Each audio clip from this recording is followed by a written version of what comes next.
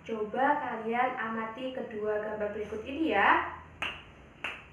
Nah, pernahkah kalian menemui di lingkungan sekitar kalian kejadian seperti pada gambar berikut ini? Menurut kalian, apa ya penyebab terjadinya bencana alam seperti ini? Pernahkah kalian menemuinya di lingkungan sekitar kalian? Dan bagaimana dampak perilaku manusia terhadap lingkungannya sehingga bisa terjadi bencana alam seperti ini? Yuk kita cari tahu bersama-sama.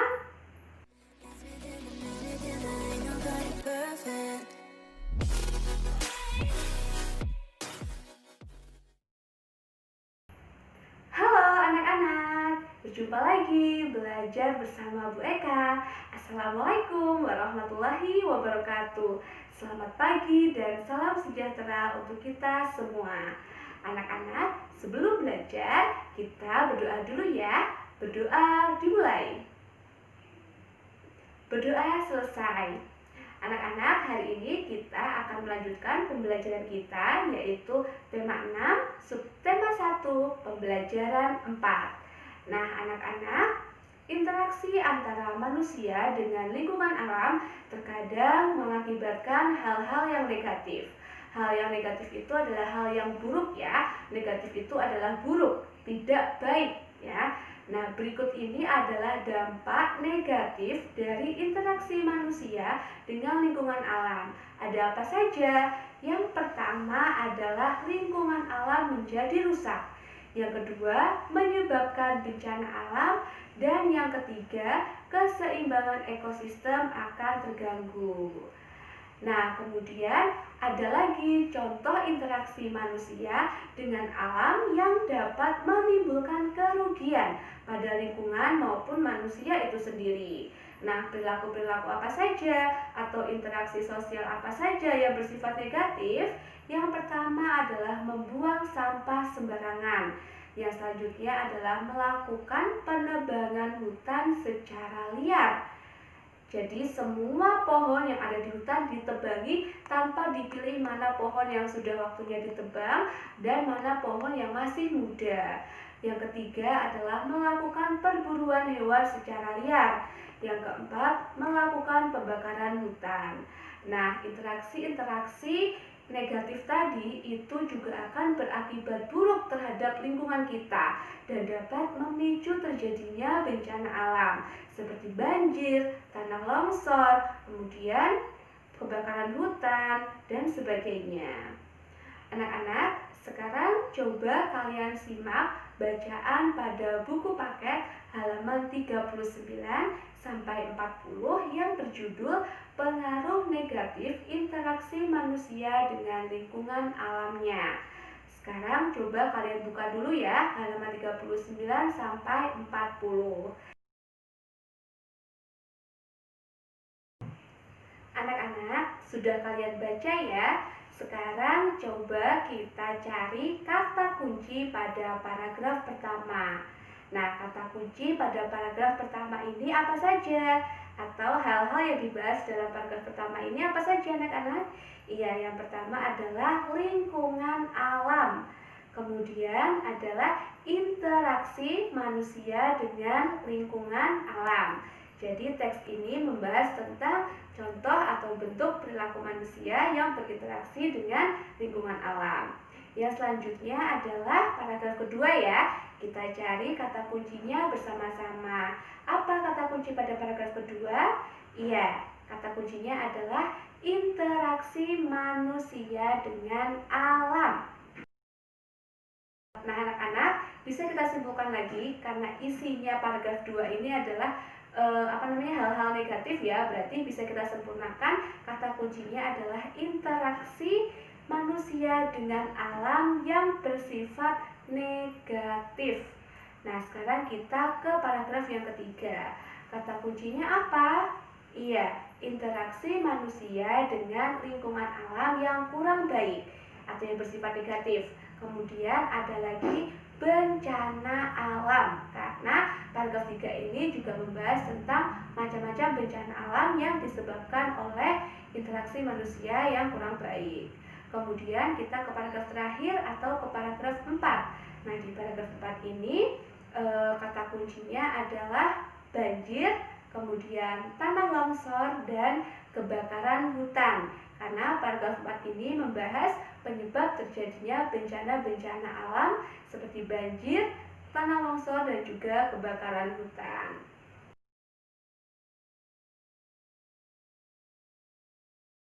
Anak-anak, sekarang kita pelajari ya contoh kegiatan interaksi antara manusia dengan lingkungannya yang bersifat negatif, berarti lingkungannya sudah rusak ya. Kemudian cara kita untuk menanggulanginya.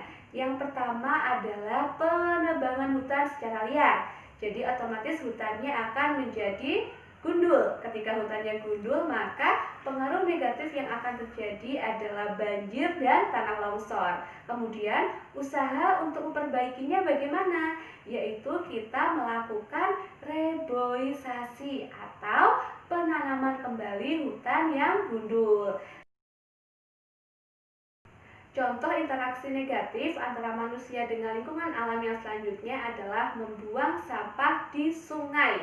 Nah, pengaruh negatifnya dari kegiatan tersebut adalah apa? Ia dapat menimbulkan pencemaran air dan terjadinya banjir. Nah, pencemaran air ini otomatis airnya akan menjadi keruh, bau, dan kotor sehingga tidak layak untuk digunakan. Selain itu, selain membahayakan bagi manusia apabila dikonsumsi, pencemaran air juga akan mengganggu kelangsungan hidup hewan-hewan yang hidup di sungai. Nah, usaha untuk memperbaiki perilaku tersebut bagaimana? Yaitu dengan menerapkan perilaku membuang sampah pada tempatnya dan mengolah serta mendaur ulang sampah menjadi barang yang bisa digunakan. Kemudian yang selanjutnya adalah pemanasan global. Nah, pengaruh negatifnya dari bencana ini apa? Yang pertama adalah menipisnya lapisan ozon sehingga suhu di bumi ini akan menjadi panas. Selain itu juga akan menyebabkan kekeringan di mana-mana. Jadi kekeringan akan terjadi di seluruh penjuru dunia serta akan mencairnya es di kutub utara.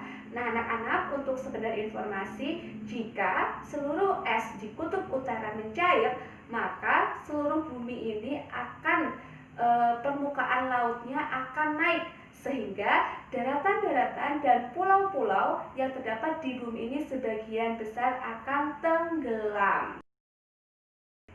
Nah, usaha untuk memperbaiki pemanasan global ini adalah dengan cara yang pertama hemat listrik, kemudian mengurangi penggunaan kendaraan bermotor, karena kendaraan bermotor ini akan menimbulkan asap karbon monoksida yang dapat membuat lapisan ozon menipis, dan yang ketiga adalah melakukan reboisasi. Anak-anak, apakah yang kamu rasakan jika sekolahmu dipenuhi dengan sarana belajar yang kotor, penuh dengan coretan, dan juga rusak? Apa yang akan kalian rasakan? Iya, otomatis belajarnya akan tidak nyaman ya.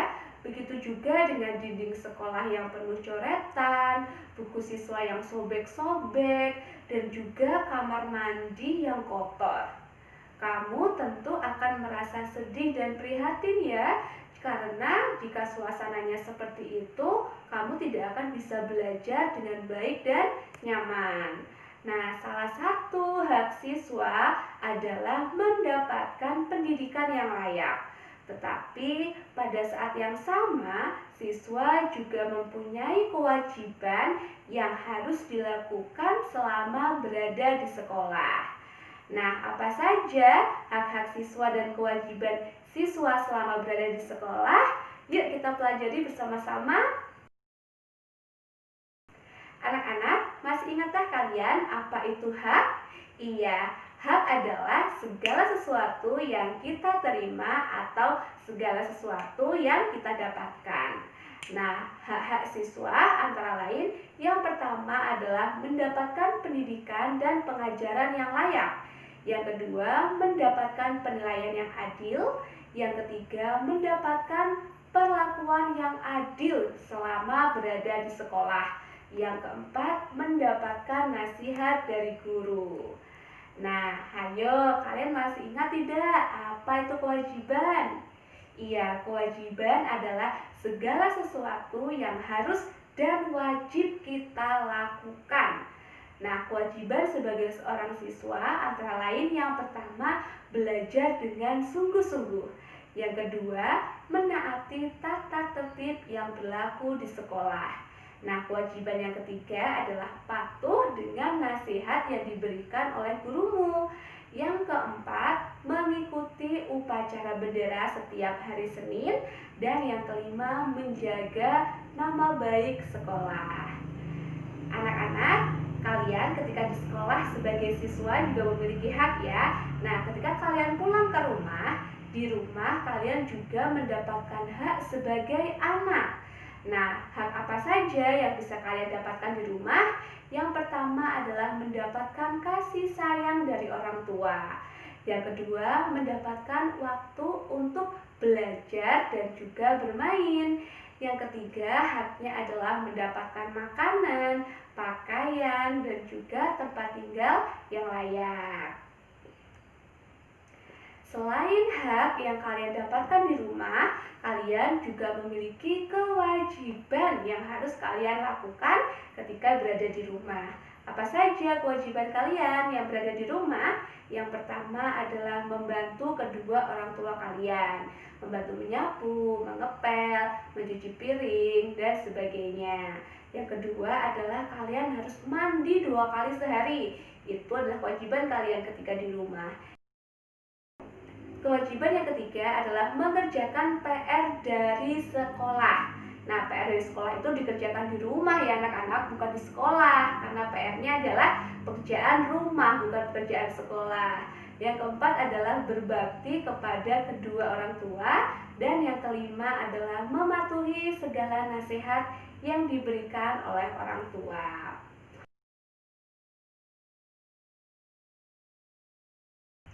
Anak-anak, kewajiban dan hak harus kita terapkan dengan penuh tanggung jawab. Apa sih tanggung jawab itu?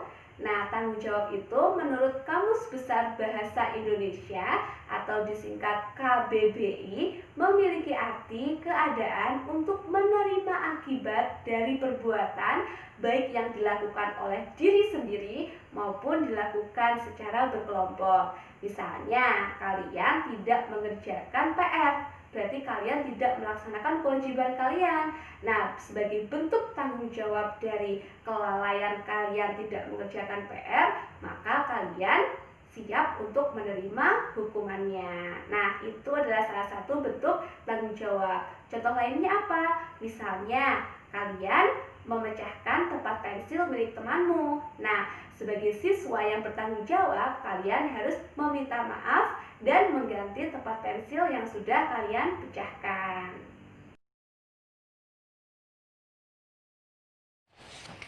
Baiklah anak-anak, demikianlah tadi pembelajaran kita untuk hari ini. Kita bertemu lagi di video berikutnya ya. Tetap semangat belajar meskipun kita masih belajar dari rumah. See you tomorrow guys, anak-anakku.